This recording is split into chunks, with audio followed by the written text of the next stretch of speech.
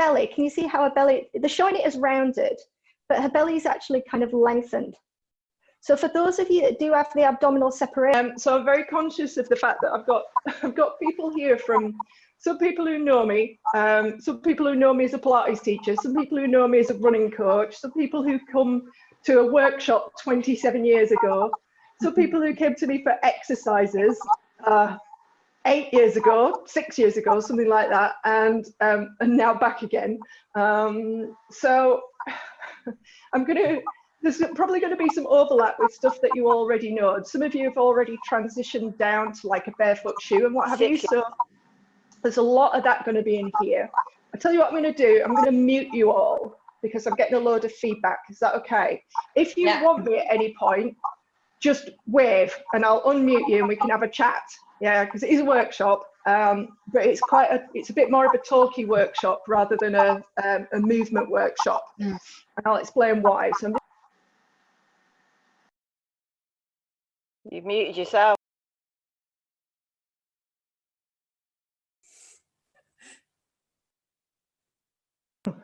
How's that? Am I back? Yes. Thumbs up. Yeah, okay, good. All right. Oh, that's better. That's loads better. There's no reverb.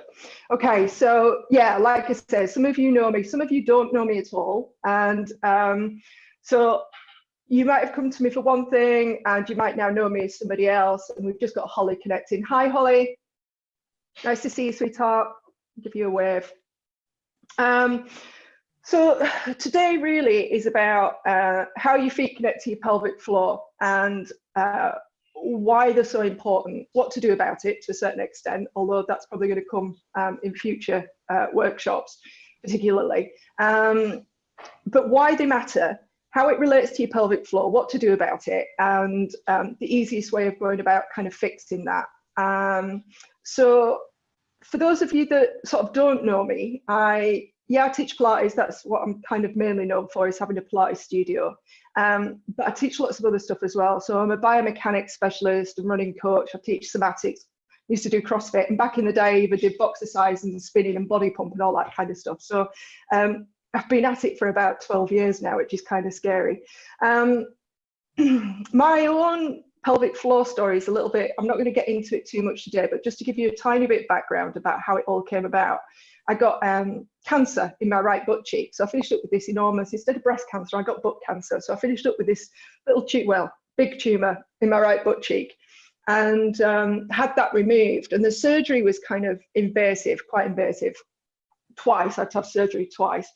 And as a result of the surgery, I finished up with a bit of incontinence. And it was, well, as we all know, if you suffer with it, you know exactly what I'm talking about. It's very unpleasant. And the doctors couldn't really help me. They couldn't really figure out why. Might have been the anesthetic, might have been the fact that they removed so much of the muscle and the bits and bobs in that butt cheek. So I've now got a very flat butt cheek.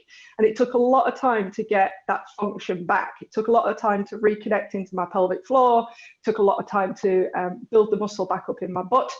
And it set me off on this whole bloody journey of trying to understand how movement and lifestyle habits and posture can affect your pelvic floor or not, as the case may be.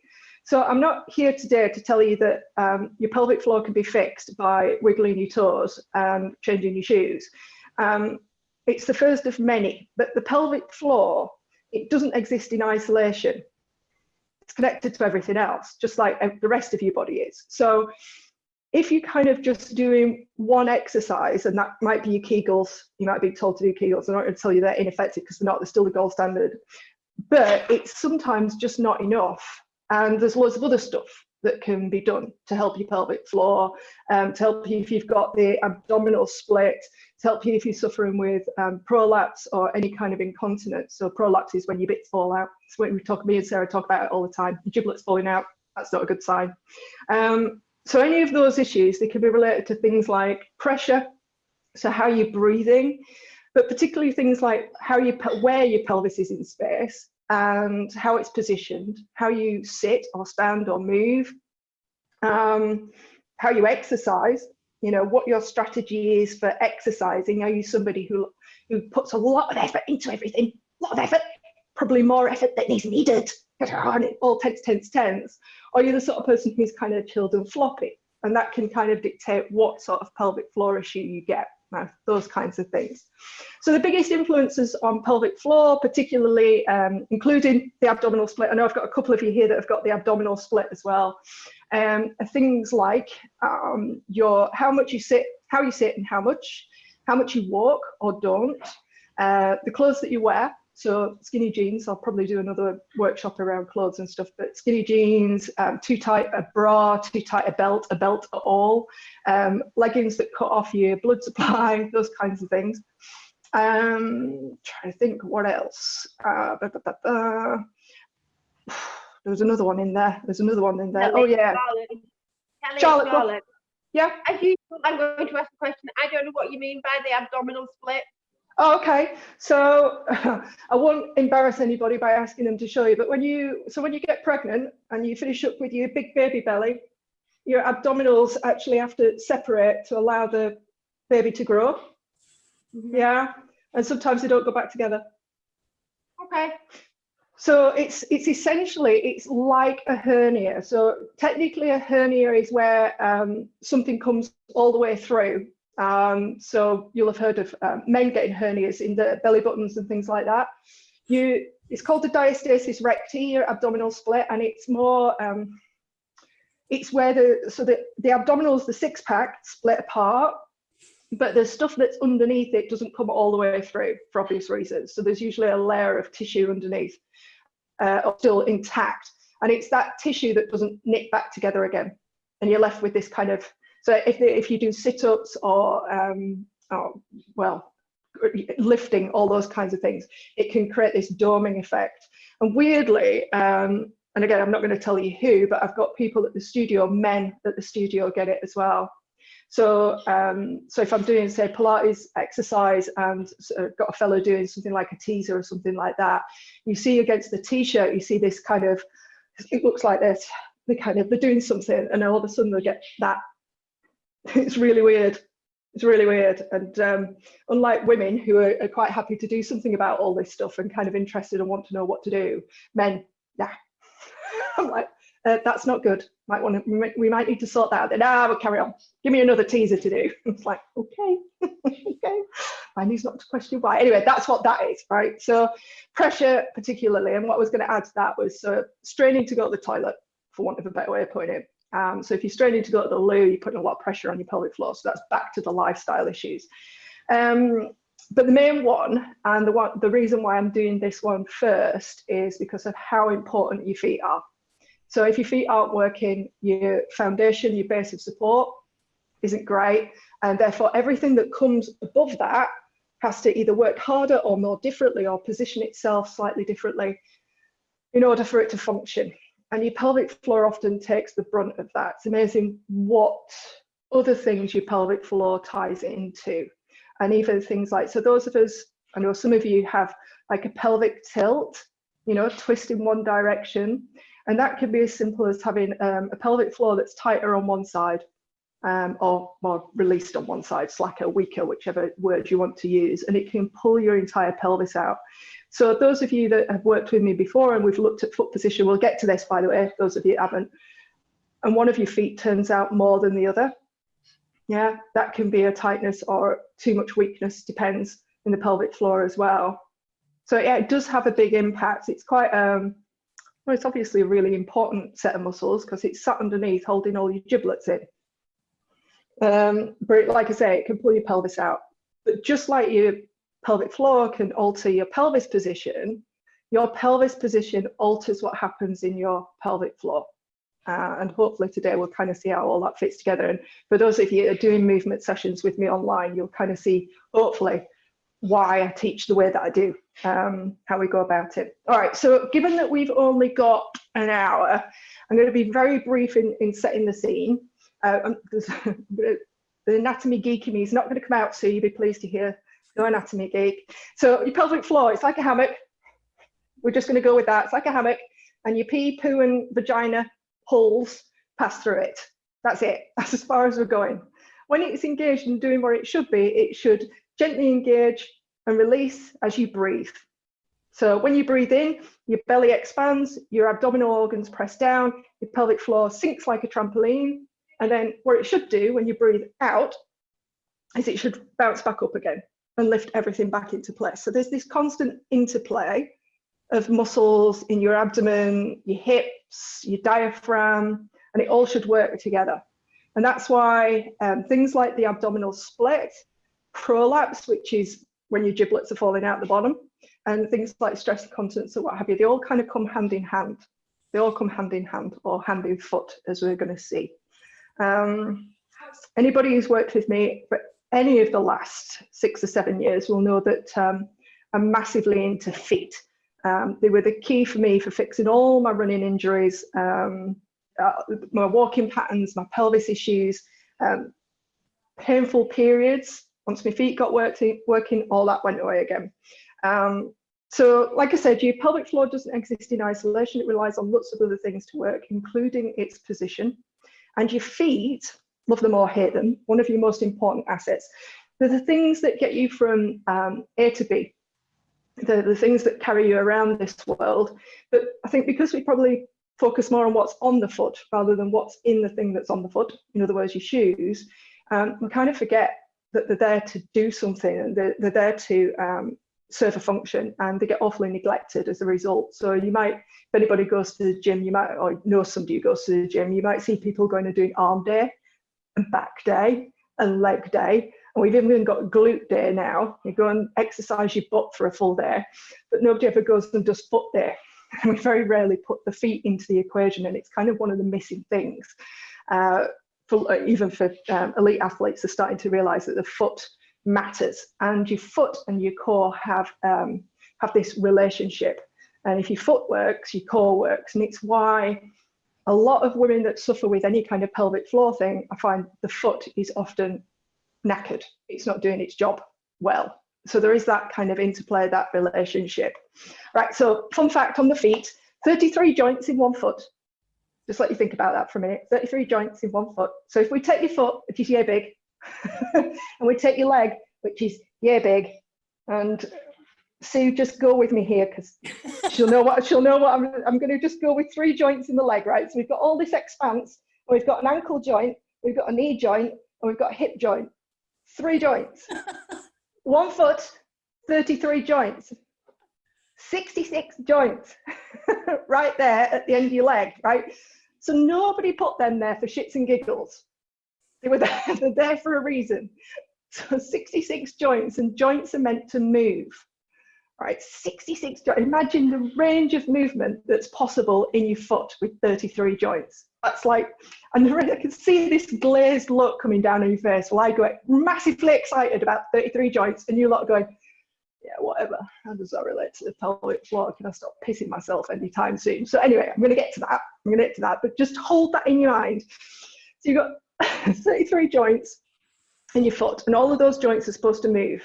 And I'm using my hand because it says me putting my foot up again. I'm using my hand, and I just realised it looks like I'm naked from the waist down. I've got shorts on just in case we get to the alignment section. So all of this movement that you have in the hand should be available to you in the foot. And I suppose it's a bit like putting leather mittens on your hands and being able to type, or trying to type, I should say. It's the equivalent of putting a shoe on your foot. You're taking away one of your senses. So your foot, it should give you a lot of feedback. And of course, as soon as you put something on the foot, either, it doesn't matter what it is, before you'll get, this is usually where I start getting people shouting at the camera. I only wear slippers, and I only wear socks, and I only wear barefoot shoes, and I only wear blah and blah and blah. It doesn't matter what you put on for. Anything at all is like putting a blindfold on. And it stops your body being able to tell where it is in space. So when you walk barefoot, you're essentially allowing that reaction, or that interplay between the floor, your foot, and your brain, and what goes on in between to happen. Right. So on that basis, if I was to say to you something like, you know, if you're banging your head against a brick wall, and some of you have heard me use this analogy, you're bleeding all over the place and it's really painful, and you're banging your head against a brick wall. And you know that if you want that to stop hurting, you can either stop banging your head against a brick wall, which would be the easiest solution, or you pause for a moment and stick a bandage on it and you take a few painkillers. And then you carry on banging your head against the brick wall. And pretty soon the bandage wears off and your painkillers wear off and you're back to bleeding and hurting. The easiest way to solve a problem, usually in the human body, is to stop doing the thing that's causing the problem in the first place. So it's why this is a talkie workshop as opposed to a let's add more movement and exercise to our already overly stressed and exercised bodies. That's why. Don't worry, we'll get to the exercise because there are some exercises that you can do which speed up the process. But the main thing, and the reason why I'm doing it like this, is because you can do an awful lot without doing very much at all. And the simplest thing is to think about what you're putting on your foot. So don't worry, I'm not going to go tell you all to run about barefoot. You can if you want, but that's not what it's about. So your foot not only has tons of joints and the ability to move and mold around an object, or it should do. It also has squillions of sensors, little sensors around those joints and in the muscles that feed back to your body. In fact, you felt them. So anybody stood on a 3-pin plug or a Lego block? Yeah, those are the sensors in the bottom of your foot that you kind of bounce about in agony. That shouldn't actually be that painful. That's kind of not normal. That's your foot going, I'm so pathetic because I've been in a shoe for 30, 40, 50, 60 years that I can't even stand on a plug and not suffer. Yeah, perhaps not a plug, but a Lego block. Should be able to cope with a Lego block. So you've also got these sensors that tell you about vibration. So if you're a runner, for instance, your every step, when you set off running or even walking, when you're barefoot, your foot and your brain talk to each other, and your foot feels the vibration coming from the ground. And if it's a hard surface, it gets more vibration. If it's a soft surface, it gets less. And it reacts accordingly. So if it's a hard surface, you will tread lighter and more bouncy. And if it's a soft surface, you have to press harder into the ground in order to get the feedback and the bounce as you're walking, that kind of thing. So everybody's seen Cirque du Soleil? Know what I'm talking about? Acrobats, those kinds of things. So yeah, so acrobats are people that bounce about all over the place. So Cirque du Soleil is just, it's like it's a circus of acrobats, let's put it that way. And they have this special, or did have this special flooring that's sprung slightly. So it's not sprung too much because they need to be able to press down in it to spring up. This is how your pelvic floor works as well, interestingly, but they need to be able to spring down into it. And what they did, they changed the floor. So they were getting all these injuries all of a sudden. Never get injuries, Cirque du Soleil, they're all fine. Very rarely get injured unless they do something daft. And they were getting all these foot and ankle injuries. And they couldn't work out why. And what they'd done, they'd put these joists, so wooden strips under this flooring every so often. And the acrobat's foot, if you like, it would be used to springing, spring, and then every now and again, without your body really understanding why it happened, it would come across this section under the floor that was hard. And they started getting all, and they couldn't work it out, and they got this foot specialist in. And then a biomechanics coach came in, and they looked at the flooring, and they took the joists out, and all their injuries went away. And and that's nothing to do with you. A lot of this you have no control over. It's automatic within the body. So your foot is supposed to tell your brain, and therefore your body, where it's meant to be in space, how much impact is coming on the next step. If you had to think about every step, it just, your body just, you wouldn't be able to cope. So it anticipates. And your foot anticipating the floor is how your pelvic floor works as well. So there's that. So we've got your, the arches of your foot, which do that same kind of trampoline motion. You've got your pelvic floor, which does a trampoline motion, and you've got your breathing muscle, your diaphragm, which does the trampoline, and they all kind of work together. And when one's out, quite often the others are out as well. Yeah, so there's that interplay between the two. All right, so enough about that. So let's have a look. So when you put a shoe on, and I'm going back to shoes because, like I say, if you take away the shoe, the foot has the opportunity to do what it's meant to do, but it's not a magic wand.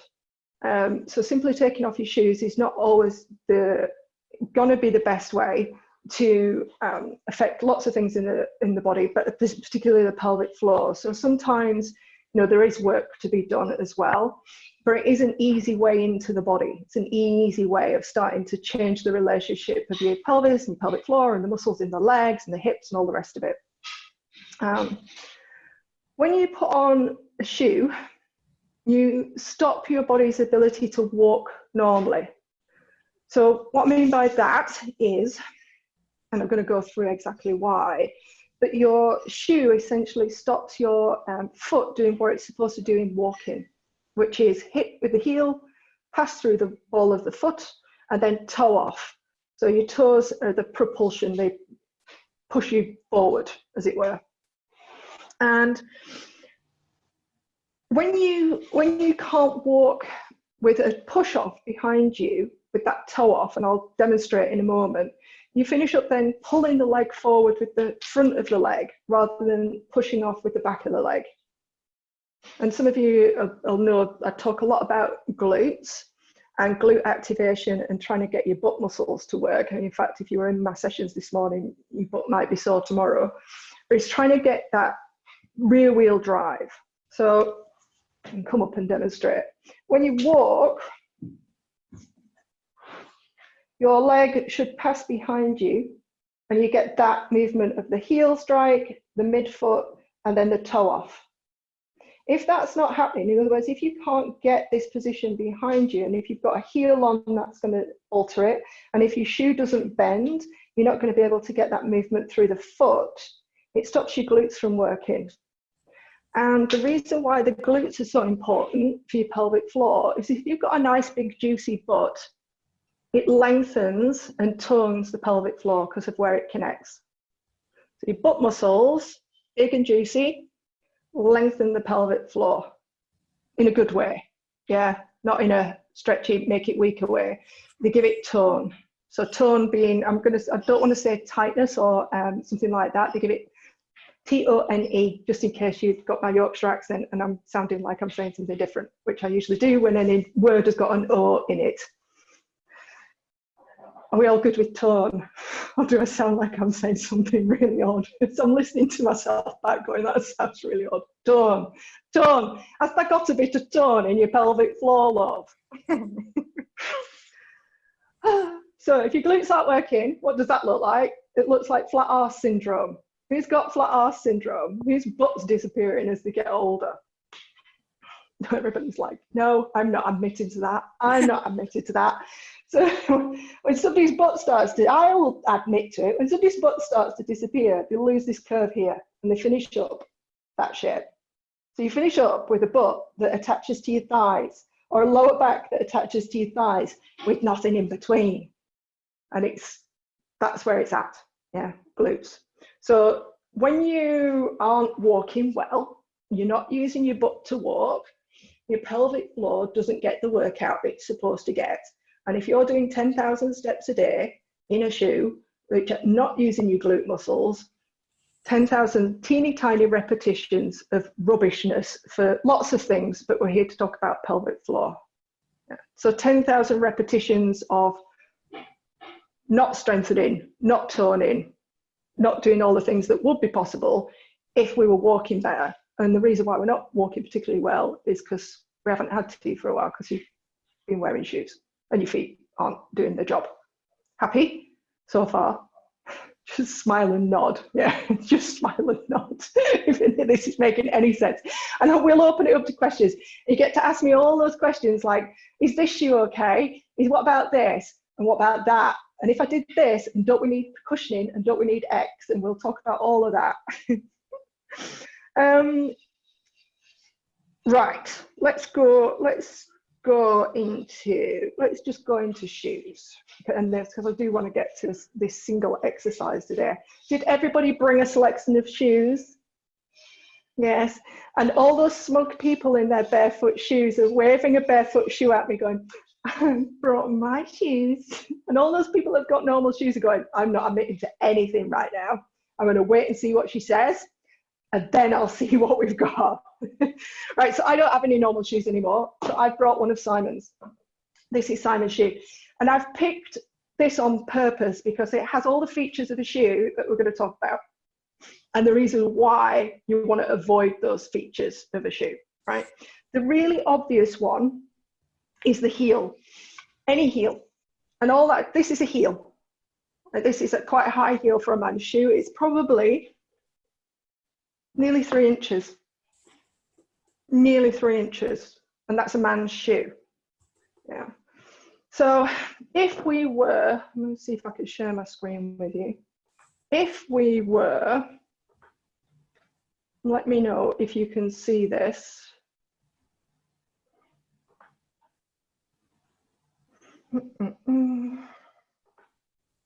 Can you see this image of this female in a heel?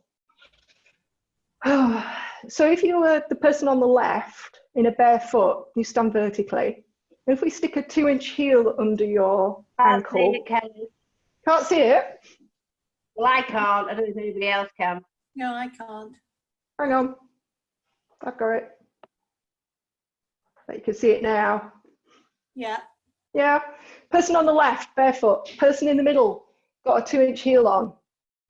Person on the right, compensating. So if we were a rigid structure like a plank and we stuck a 2-inch heel under it, that is the angle you'd get with a 2-inch heel.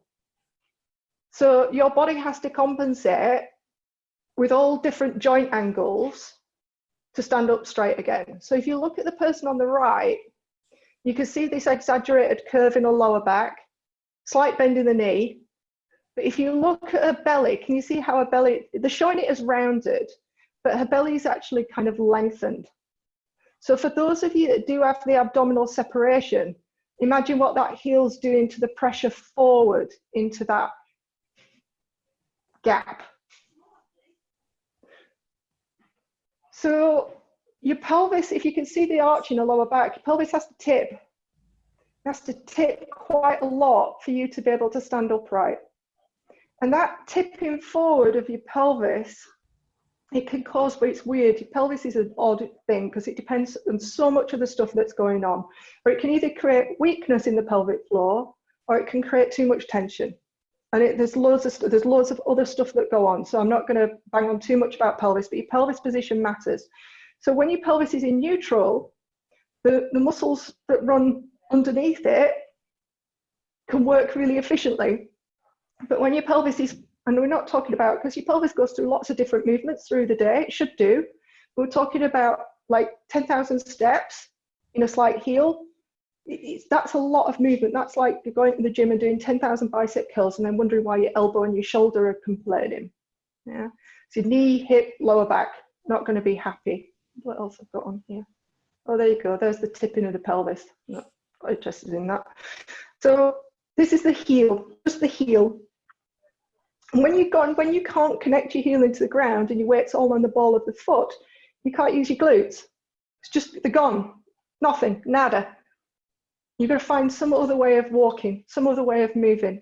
So we finish up falling forward and then just catching ourselves and fling a foot out, catch ourselves, catch ourselves, catch ourselves. Instead of being able to land through the heel, through the foot, and then push off behind you with your glutes. So I'm missing that part of you walking. And like I say, it's not so bad if you're only wearing them for a short while, once or twice a week, that's different. But if you're wearing even a ballet flat has a slight heel on it. And the other factor is, the other factor is that it shortens your calf muscles. Your shoes, let me show you calf muscles. There's a heel. One on the left, nice long calf and Achilles tendon, most powerful tendon in the body. And the one on the right, I'm taking all the power away from your Achilles and your calf. So something else has to work harder. Something else has to work harder. Again, it can be hamstrings, back of your thighs, quads, front of the thighs, pelvic floor, lower back, doesn't matter. Something will take over. Something has to compensate for you. Yeah. So that's your heel. That's your heel. It's probably the most important one, to be honest. Probably the most important one. Don't know if you can see this. You can have a look at your shoes. So that's why I asked you to bring them so you can see your own shoes. But can you see how the toes of the shoe angle upwards? Yeah, they're not flat to the floor. So I didn't ask anybody who come in today if you had any kind of foot problems, but if you suffer with any kind of plantar fasciitis, middle of the foot pain, that kind of thing, this is one of those ideal features for explaining why. So the reason why we have a toe spring in shoes like this particularly is because they're not flexible enough for your foot to actually do its thing. So they don't bend where your toes bend. So essentially we take away the movement of the foot and allow you to walk by just rolling over the base of the shoe. Hammer toes, corns, try to think what else. Hammer toes, corns, Morton's neuroma, plantar fasciitis, bunions, ingrown toenails, those kinds of things. Toe spring, because your feet and your toes are constantly being held up like that. So if you want to have a look at your own feet, and some of you have done this with me, if you make a fist with your foot, you should see these 4 knuckles, or 5, because you'll have your big toe as well, but you should have these knuckles. Let's see if I can show you on mine, on my foot. If I do that, can you see these knuckles here? Nice and white. They should poke out. If when you make, yeah, Charlotte? I'm just helping. It might be with the device I'm using, but because you've got the screen share on, I can only see a tiny picture of you. Okay, hang on. Let me switch it off again. I just think it might help people see what you're saying. Yeah, quite right. I can't get it back. Oh, stop share. There we go. Yeah, Am I big again? Am I big again? Yeah, it's only a small point anyway, but it's an important one. So if I do this next to you, you should have these 5 knuckles here, or 4 as the case may be. Big toe's fairly obvious, but what most of you will have is probably the big toe and the little toe, and the 3 in the middle have disappeared. And it's that being held up like that drops those knuckles down. And the importance of that is it means that your toes are constantly held upwards. So you can't, again, pass through your walking. Your foot just doesn't walk as it should move. So it's constantly being held in that position. And that collapse here also usually correlates with a collapse in the arch. So if you look at your foot from the side, it's got an arch that's not as lifted as it could be. Yeah. Collapsed arches, again, because the foot's weak, it's being kept in a shoe. It's no different than putting a cast on your arm for 6 weeks, and when it comes out, it's weak and pathetic.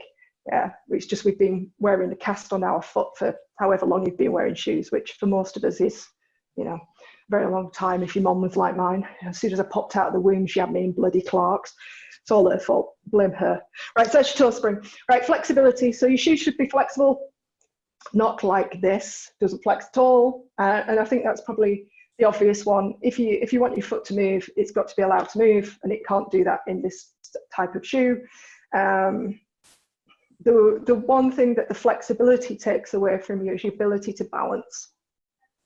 So if your foot can't feel the ground or it can't mold, you're going to lose the ability to balance well. And for want of a better way of putting it, if I don't know who's got an older parent, perhaps somebody who's in, say, 70s, 80s, that kind of thing, and they're starting to wear those really thick orthotic type shoes, yeah, that don't allow any movement whatsoever. And don't get me wrong, they probably need them right now, because after years and years, the foot's just, you know, it takes a lot to get that function back. But that inability to feel the floor it's robbed the calf muscle of its power, and it's robbed their ability to balance. And a prime example of that is watching one of these people try and climb a flight of stairs. So when you're climbing stairs, you need calf power to climb up the stairs and control you coming down, but you also need the ability of your foot to be able to feel the stair and balance. And I suppose, I don't know if has anybody ever come down a flight of stairs and you've misjudged the last stair? So you either think it's there or it isn't. And either way, so if you think the stair's there and it isn't, you finish up with this heart in mouth sensation of like, shit, where's the stair? As your foot travels through space. And then if it is there when it shouldn't be, you slam your foot into it and it's really bloody painful. And your body just, it's that thing, your body just does a lot of it automatically. It tries to sense the environment. And if it can't, yeah, you can kind of picture where that's going, can't you? That's where we're falling downstairs and fracturing a hip and dying. I just put that out there. It's my favourite one. You know, if you suffer a hip fracture, you're going to die 2 years later, or even less. Anyway, right. So, I tell you what. The one thing I was doing some research on just recently, because you're all interested. I know you are.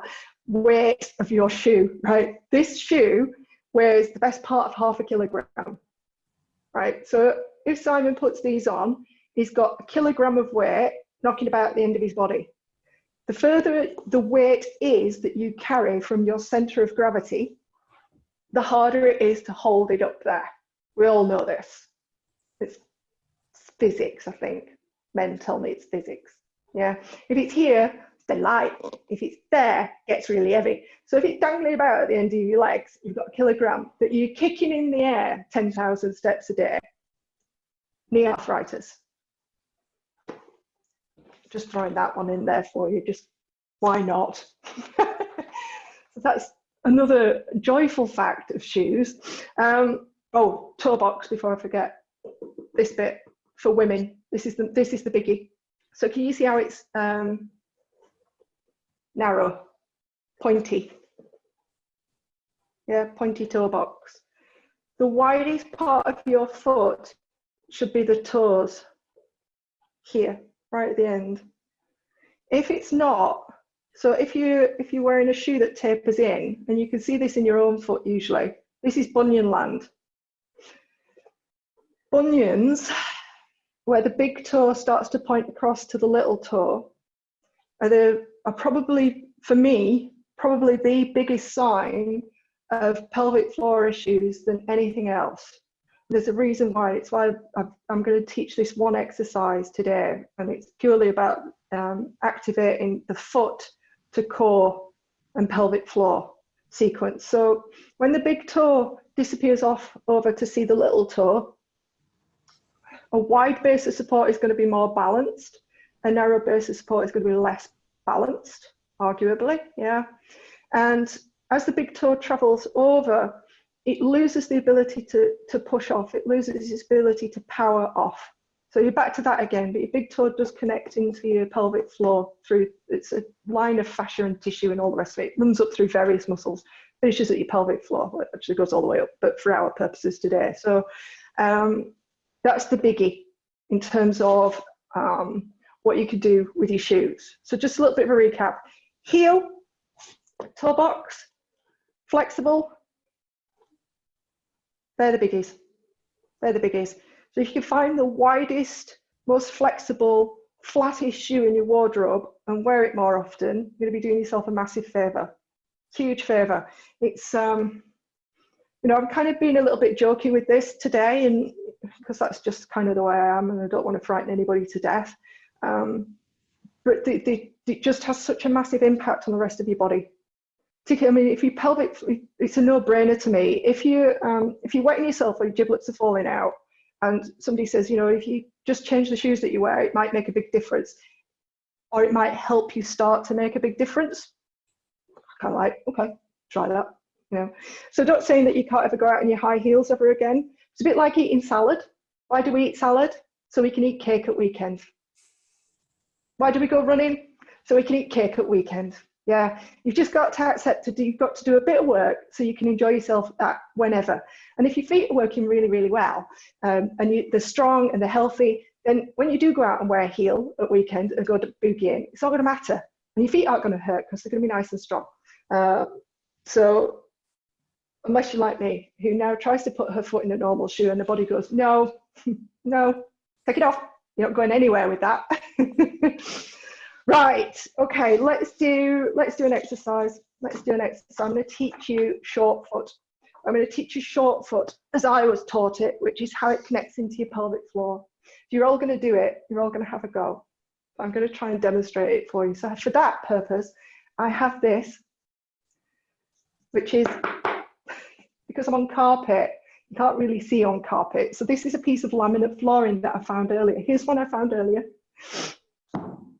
Get ready to see my feet up close.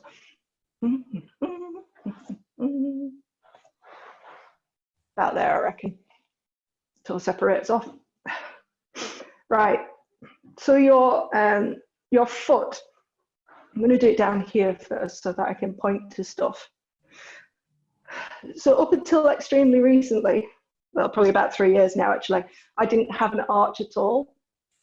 And I was told by my physio and my running coach and by everybody I went to see that I would never run further than 15 miles a week. And that if I did, I was going to suffer stress fractures, that my knee pain and ankle pain and foot pain and everything that I was suffering from would get a lot worse. So I came out of that appointment and I signed up for a 100-mile stage race in the Himalayas 2 years later and did it. And I was the only one that didn't have a blister, right? So this shit works. It can be done. And I also don't wet myself anymore, which is always a bonus. So you've got your foot like a tripod. Base of the big toe, base of the little toe, and your heel like a tripod.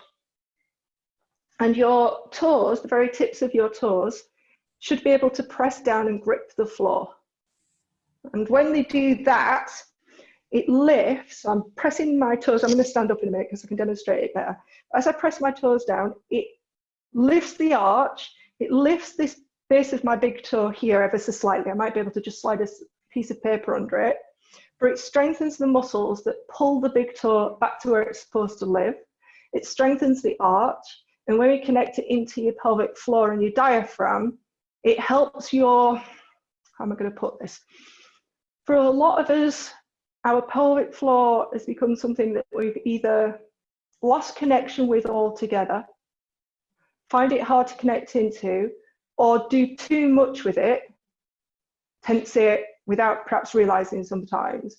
So we're trying to get your pelvic floor to do what it should do, which is react to your movements and the things that you do with it. You don't really want to be having to think about what your pelvic floor is doing eventually, but to start with, sometimes it's really useful. So don't worry today if this makes no sense, because sometimes it took me a very long time to be able to do this with my feet. It doesn't look like very much, and it isn't in the great scheme of things.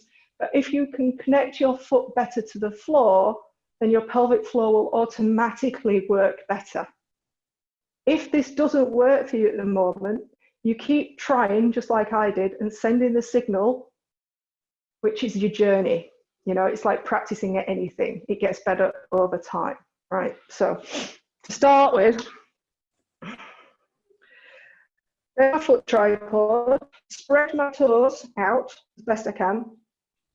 And I'm taking a little bit of weight on that foot now. And I'm going to press the very tips of my toes into the floor. And hopefully you should see this tiny lift here. I'm lifting my arch. And you might even cramp a little bit to start with. Slight bend in the knee, so you're not pressing or not straightening the knee too much, locking it out. And you press and hold. And you should feel the muscles that run underneath the foot and down the side engaging. And come and have a look. So what it isn't is this, you're not clawing the floor towards you. So I'm not clawing. If I was to say it's like playing the piano, if you were to play the piano or type, the very tips of your fingers, press the keys. Agreed? Press the keys straight down. And that's what you're aiming for. Because the muscles that we're trying to get to, they run down the lower leg, into the foot, and they connect right at the tips of your toes. So I'm going to come back up and have a play. We could talk about it in a minute as well. I'm going to unmute you. You can have a little bit of a chat about it. You press down into the floor and you hold. Well, there's loads of stuff you could do with this, but today we're just holding. You feel the muscles work, you feel that engagement, and then release. And then the thing to add into that, and this is how it connects into your core, is as you create that tension or as you press the toes down into the floor, at the same time, this is always a bonus, isn't it? At the same time, lift your pelvic floor and breathe out. So this is how it all connects back in. You're using the foot to try and influence the pelvic floor and the diaphragm to work together to give you some support underneath. So as you press the toes down into the floor, lift your pelvic floor just gently, it's dead subtle, and exhale at the same time. toes, floor, breathe out. And if you can combine all of that together in the first session, you're doing extremely well. Like I said, don't worry if it's not there for you immediately. And then once you've tried one foot, try the other. So you might, again, think about spreading the toes, finding the tripod, base of the big toe, base of the little toe, and the heel, slight bend in the knee. And then can you connect all 5 toes, press them down into the floor, and feel, you probably can't see it, but this side is weirdly, because this is my stronger side, this is the side that I find harder, and it's cramping on this side. So this is called short foot, exhaling and lifting the pelvic floor, etc. The challenge then becomes, because doing a static exercise like that has some value, but like I said earlier, you're looking for function, you're looking for how it acts in the body. So then something like a squat, I'm going to do a single leg squat here. As you sink down, there's a little bit of short foot, maybe 20% I'm engaging. But then as I power out of that, I'm doing the same thing. I'm pressing the toes down, lifting the pelvic floor, and breathing it out. And it's trying to engage the foot in its most natural kind of thing that it would be doing, which it would relax as you loaded it. So when you step on it, it relaxes and flattens into the ground slightly, still engaged, but it has that spring. But then as you power out of it, it has to spring back up. So your arch lifts, your pelvic floor lifts, diaphragm lifts.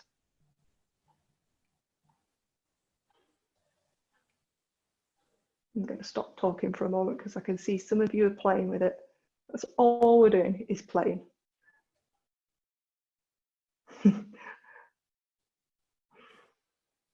So what's it good for?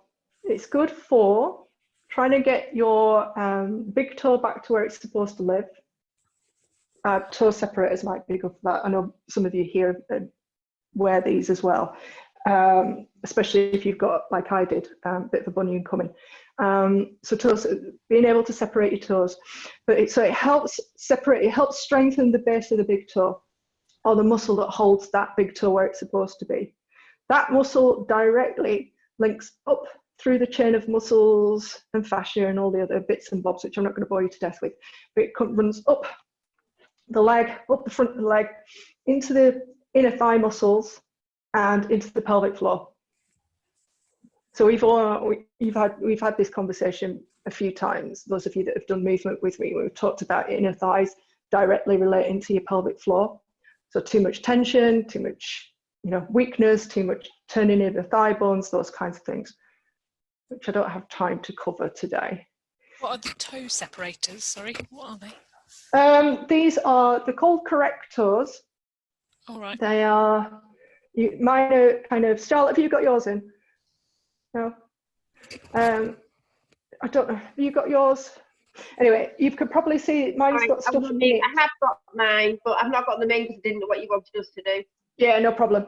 They've got some stuff in mine because they've got a little hole in so that you can spread them out. So as my feet got stronger and more flexible, I found that I could spread my big toe further. So they've got stuff in. So that's why they've got, they're a bit manky because they're about 3 years old.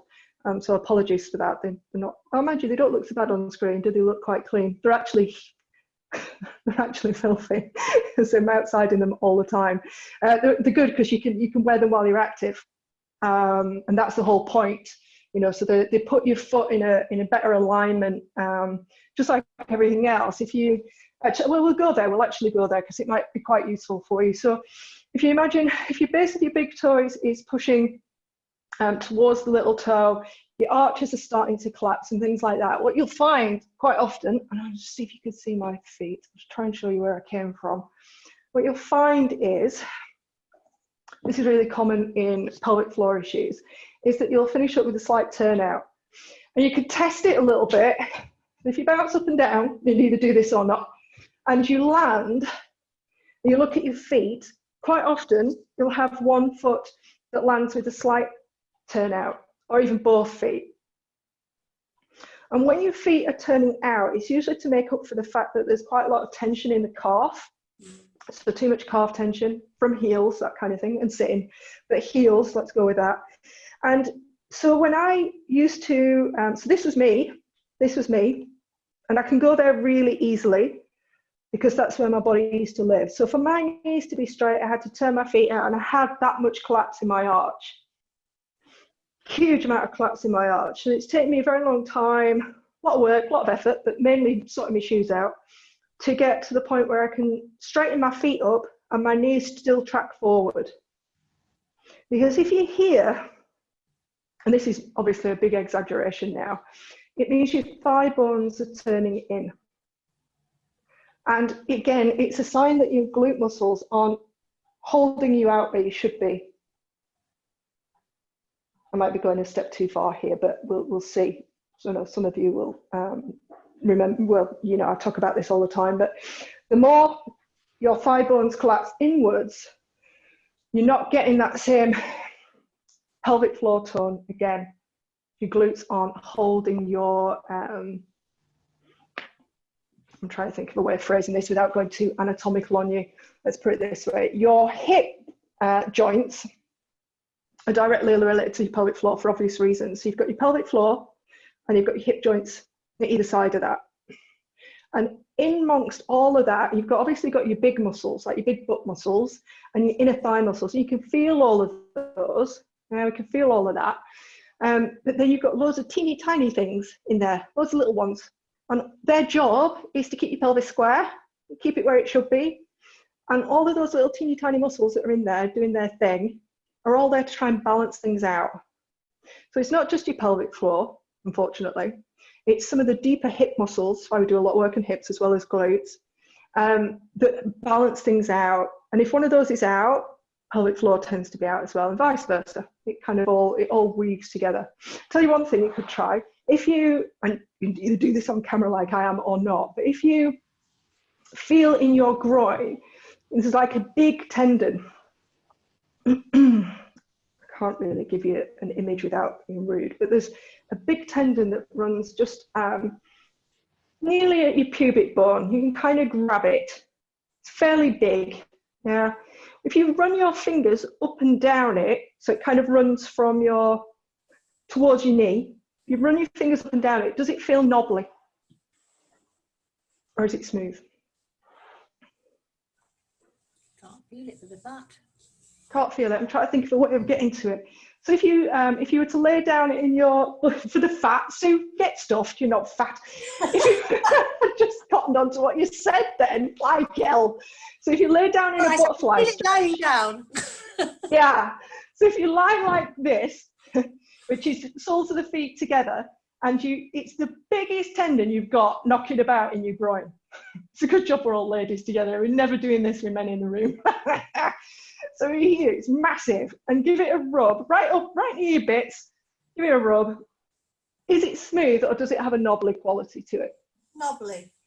Knobbly, yeah, it's another one. So it's a sign that your lymph drainage around that area isn't great. Yeah, and that, yeah, now, there's another one for you. Yay, woohoo! Yay, things just keep getting better and better. There is light at the end of the tunnel. Mine's still knobbly as well, but it's a sign that it's your lymph drainage. So you just your body drains away all the crap that it doesn't need. And because we spend quite a lot of time sat on our bits, we sit on them. We don't walk well. We've let our glutes disappear somewhere in the distance. They're way back there, years gone by. You just don't get that same. It's just not as healthy as it should be. It's just not as healthy as it could be. Not as efficient, not as good, could be better. And I don't want this to sound overly simplistic, but sometimes a lot of what we can do to make some changes around pelvic floor health is to just tweak some lifestyle stuff. There is a lot more to be done for some people than that. I appreciate that. I'm not trying to make this sound like it's simple, and it's not. It's like anything else in the body, isn't it? And that's why we're all different.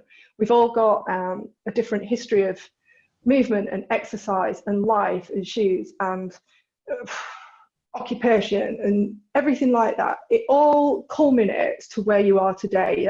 That's your body's, how you have moved it and what you have done with it and the things that you've experienced and the trauma that you've had and the emotional experience and the childbirth and all the things that make you who you are.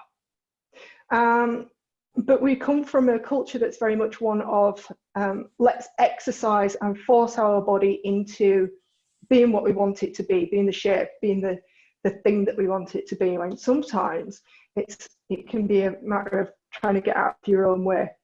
And that's what this series is all about. So I know some of you are joining me on I'm going to do some group coaching around pelvic floor health. This was the starting point. The rest of them will be a bit more movement based. In other words, there'll be some exercises and movements to do, because I think talking about stuff and understanding it is one thing, but then implementing it is another.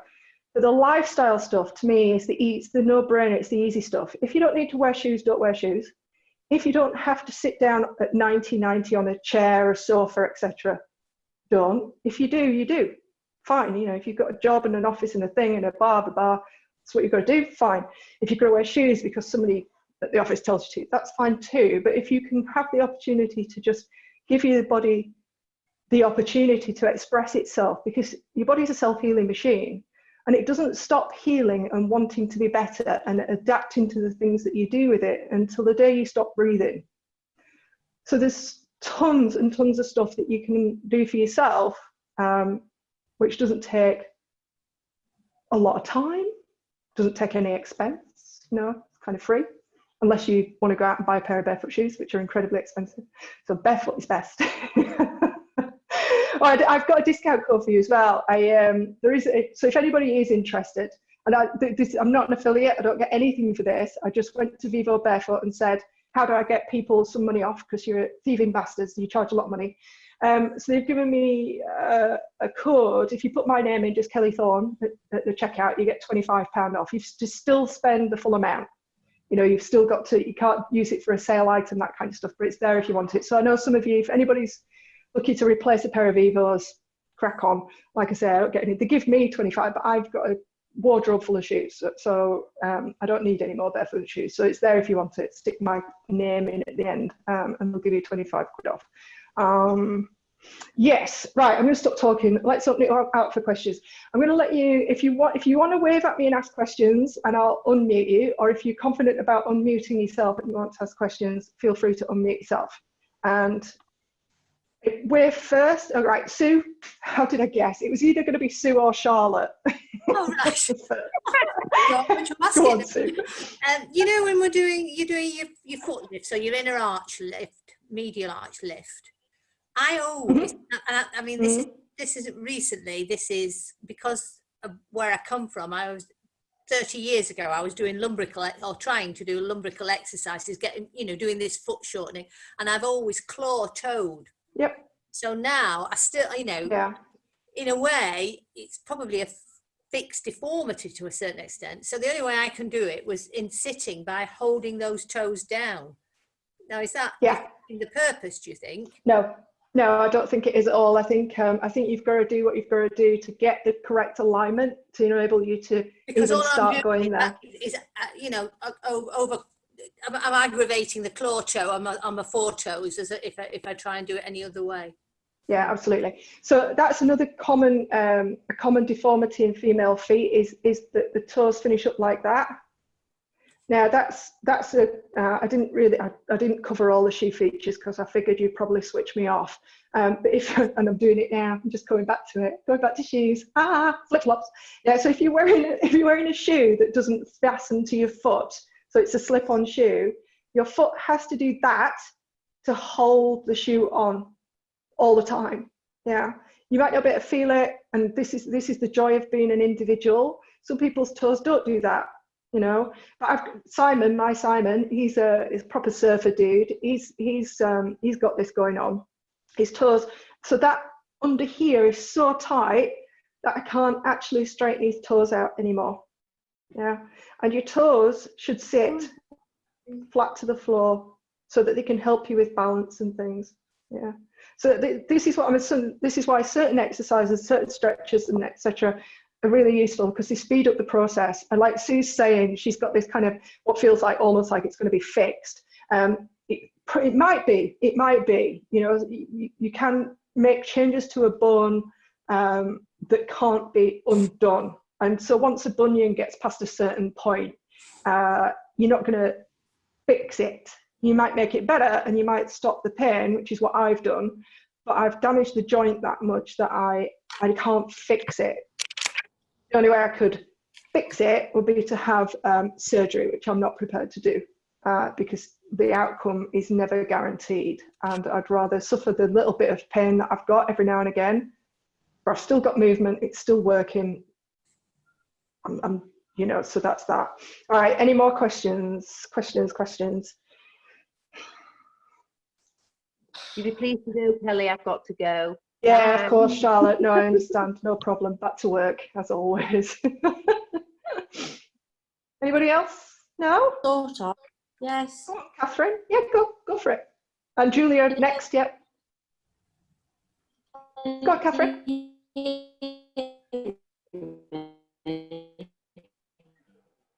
You've gone weird and wonderful. Yeah. So have you. So have you. No, can anybody else hear Catherine? I could No. just then. Yeah, just briefly. Just Catherine, briefly. let me come back to you. See if your audio sorts itself out. Julia, go for it. Okay, so barefoot shoes. I've just Yeah. been Googling. Where do you start with a barefoot shoe? So, I mean, this is a hush puppy. It's absolutely knackered. I've had it about 15 years and it's the most comfortable shoe. Yeah. And I can't find it again, this particular thing. So I'm going to get a barefoot shoe. But where do I start? What kind of shoe should I go for? There's kind of like a glove type shoe or... So I need a recommend. Yeah, they're what I wear. And the reason why I wear the ones that have got toes, I should have brought some in. Mine have got toes, and the reason why I wear those is A, because they start people talking about feet and shoes. They stop me in the street and go, "Oh, look at your shoes. They're really weird. God, aren't they ugly?" And the next question is, "Are they comfortable?" And I go, "Yeah, no, they're not comfortable at all. That's why I wear them." Yeah. So I wear them for that, but the main reason is because then they're spreading my toes a little bit all the time, because sometimes it's not, you can't get these in even a barefoot shoe, so sometimes not wide enough now for me to spread my toes as wide as I've got my toes over this long period of time, so they spread my toes a little bit, so that's why I wear those. So Julia, in answer to your question, where have you gone? Oh, you're over here now, disappeared. Vivo Barefoot offer... put your hand up here if you're in Vivos. Nat, Isabel, Charlotte, yeah. Jill wears Merrill, so Merrill Vapor Glove, they're another good one. And they are really expensive when you buy them new. And so I don't buy them new, very rarely buy them new. I have an alert set up on eBay that notifies me when somebody advertises Vivo Barefoot, Vibram 5 Fingers, or Merrill Barefoot, and I very rarely pay more than 20-25 quid for a pair of shoes. They're about 100. I know. I'm from Yorkshire, everybody. I'm from Yorkshire. We don't pay money. Yeah, who's talking to me? Jill. Yep. Yeah, I think Tony's telling me tea's ready, so I'm going to go now. Yeah, no problem. Nice to see you, sweetheart. It was great. Drop me some Thank feedback. you. Good, you're welcome. Yep, see you later. Brilliant. Okay. Bye-bye. Bye. Bye. Kelly, I just saw Isabel, I think it's Isabel, holding up Lucy. some shoes. Yeah. Yeah, Lucy stroke Isabel. Isabel, can you put your voice on and tell us more about those shoes? Which shoes, Julia? These ones, those are the 5 Fingers. Those are Vivo Barefoots. And those are the Merrills that she mentioned. So you can get really nice, Vivo Barefoot shoes. They either do a walking boot, they do trainers, obviously. They do the ballet flats, which Lucy's got there. Lucy, get lost. I have these in black. They're in the plain black leather, and I wear them all the time at work. and I've got another pair that are more fuller shoe that work. Okay. These look better with like skirts and dresses, and the others look better with trousers. Oh, what are those? Yeah. So Nat's holding up. Are those? Nat's holding up a pair of ballet flats that are Vivo, I think. Yeah, Vivo, and then they're Merrill's on the right. Yeah, just a ballet flat. They are expensive. They are, but they last a long time. And do you know what? If you've got to liken it to, if you're prepared to spend quite a bit amount of money on some perfume to make yourself feel good, then spend the money on your shoes to make yourself feel good as well. Yeah. It's all relative, isn't it? And I've been in them for about a year and a half now, and the difference is taking time, but the difference is unbelievable. Those ones in Nat's right hand are what I wear at work. Yeah. My new work shoes, No, look, are they brown now? No, I've got a weird screen. They're black, but they're also beaten to death because they've been worn. They're a bit mucky. And what difference do you feel in wearing them? Is it muscular? It's what you can feel under your feet. Yeah, and it doesn't hurt. Kelly, I started off with these as a pair of trainer type things first, for just general walking around, before I moved to actual proper ones. Yeah, I did exactly the same, just gradual, basically. And I do have some slip-on 5-finger ones as well that they're really comfy. Did it take you a while to get used to those? Because I had a Freak pair which were flat, and then I've just invested in these Vibro felt ones, which are really comfortable but when I walk in them, because I've got a dropped anterior arch, because my metatarsal has disappeared. is dropped. It's quite painful, and I therefore have to wear an insole, or I should wear an insole, and that's making the base thicker again as well. But I've just got these, so it may well be usage. I mean, I wear the Freak ones around the house and in the garden and everywhere quite happily. Yeah. It's a matter of just getting used to it. It is getting used to them.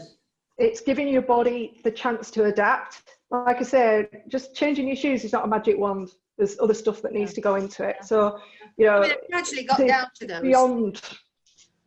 Yeah. The last time I did a foot and shoe workshop, it was 4 hours long. And we went into alignment of knees and ankles and feet and all the rest of it. And everybody fell asleep. When they didn't fall asleep, they went away with the head was just like that. Bah. And I did this manual of all these exercises and stuff. And it's too much. It's too much to wrap your head around straight away. It's why what I'm trying to do now, and this is why I'm doing this coaching over periods of time, is you take a bite and then you go away and you chew it. And you digest it, and then you come back and we take another bite, and you go away and you digest it and you chew it.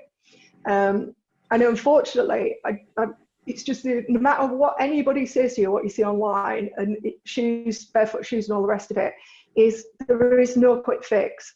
There is no quick fix for sorting out something that's been going on in your body for potentially such a long period of time. But that being said, there is always light at the end of the tunnel. There is always something that can be done. Always. You might never fix it, but you can alleviate symptoms, you can make changes. Yeah. And it's doing the best you can with what you've got. Part of it's acceptance as well, and trying to give yourself a break and not like I said, giving yourself a break, being nice to yourself. It's about self-care as well. So if you put a pair of these barefoot shoes on and they hurt because you're walking over cobbles and things, give your feet a break and go back to your normal shoes for a while. And I'm speaking from experience, that one of the reasons I think why people come to me with all this stuff to a certain extent is probably because somebody else has told them to, but usually they come back because I've made all the mistakes. I've done the stupid stuff. I have done and coached and competed at CrossFit and damaged myself and run ultra marathons and all the rest of that, and done too much too soon and hurt this and hurt that and broken this and fractured that, and and now I look back and go, well, that's the reason why I can help people, because I've done it.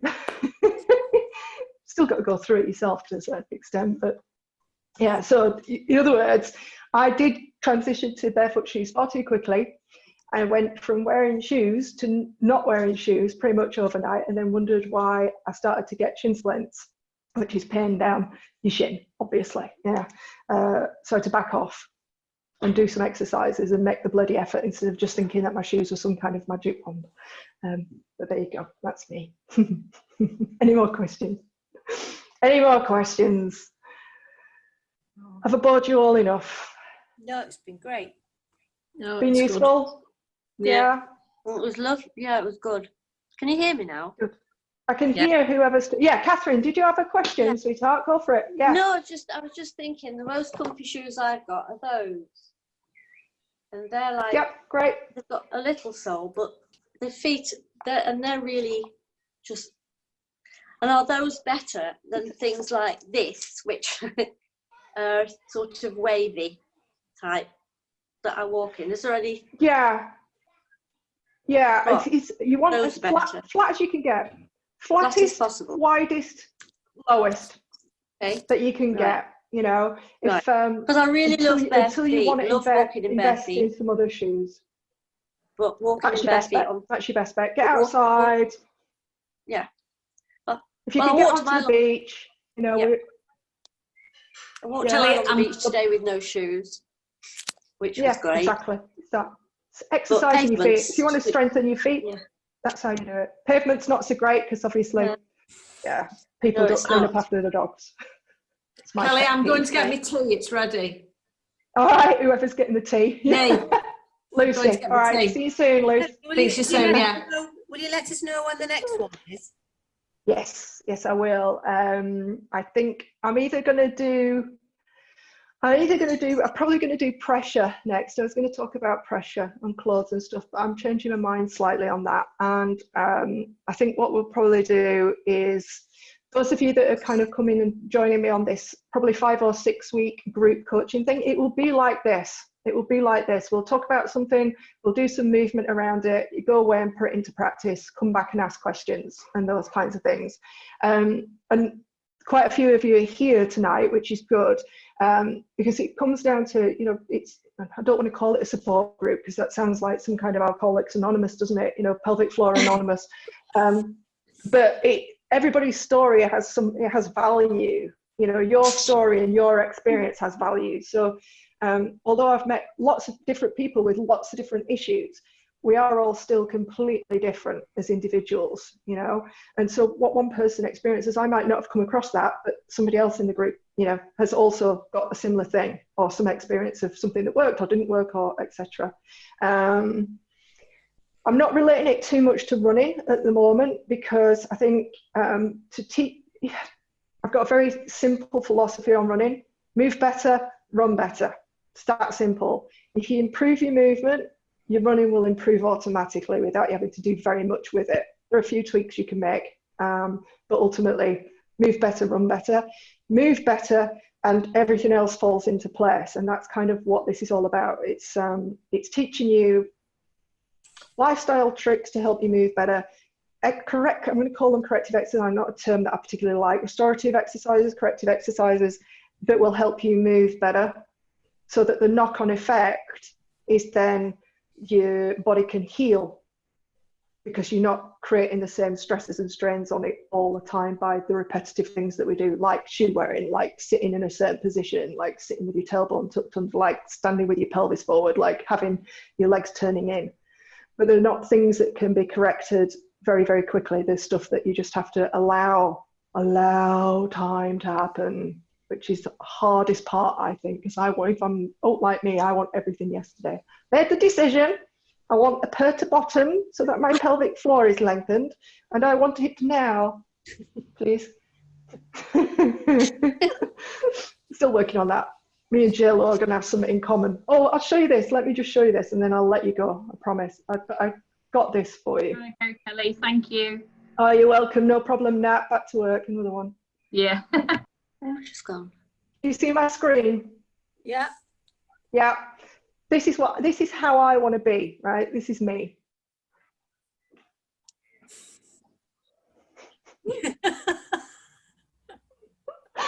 So So, you know, that is who I want to be at 70, 80 years old. I know it's not necessarily the weight, but, you know, when somebody comes to me and goes, here's a TheraBand to sort your shoulders or your arse or whatever else, you know, go fiddle about with this bloody TheraBand and expect it to fix all your problems. I'm like, nah. That's who I want to be. I want all my bits in the right place so that when I'm 70 and 80, I can still do something amazing with myself. There you go. Right, on that note, I'm going to leave you. Drop me some feedback, please. If it was too in-depth, not in-depth, if I didn't make any sense, drop me some feedback by email, and it'll help me choose what to go on to next. All right? Right, so when will you let us know when the next one is? Yep, I will, when I get my head around it, when I get some feedback from you guys, and I'll decide where to go next. Yeah. Oh. Don't panic. Do not panic. You will know. I will drag you in. Like, come on. All right, chaps. Nice to see you all. Bye-bye. All right. Thank you for coming. Bye. All right. See you later. Bye. Bye. Bye. Bye.